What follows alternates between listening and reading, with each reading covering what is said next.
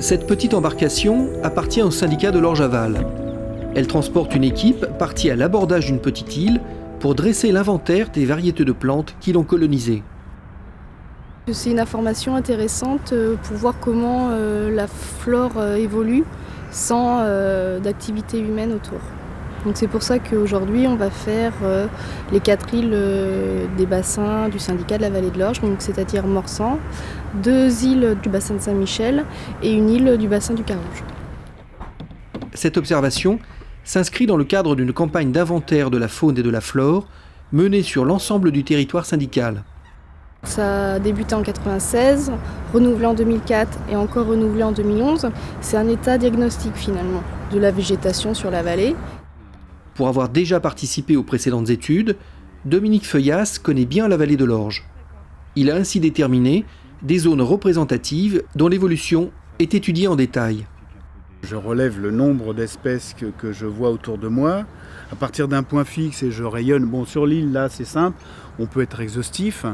Sinon, on rayonne autour d'un point fixe. Et puis, il y a un moment où on s'aperçoit qu'on ne trouve pas d'espèces nouvelles. Donc, on peut considérer qu'on a, à l'endroit où on a fait l'inventaire, une bonne idée du type de végétation qu'on va avoir sur l'ensemble du secteur dès lors qu'on a choisi un endroit qui est homogène. Cet inventaire floristique est complété cette année par un inventaire habitat. Et cet inventaire habitat va permettre d'avoir des entités, des blocs d'entités sur la vallée en fonction de la végétation présente.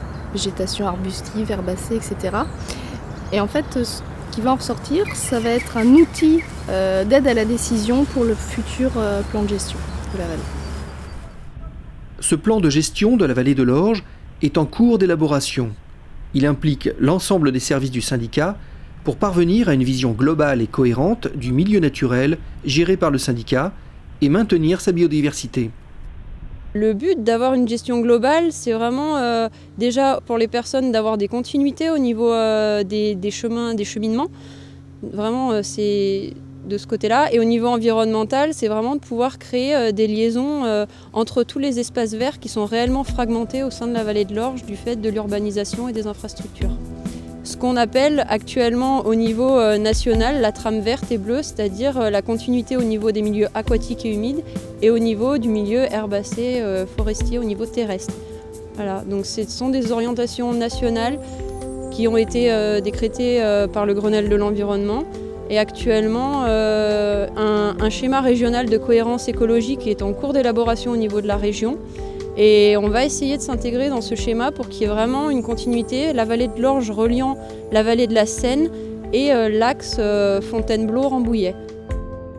2011 est l'année de la validation des grandes orientations avec les élus et de la déclinaison des objectifs au niveau local. L'année prochaine verra la rédaction du document final du plan de gestion de la vallée de l'Orge-Aval.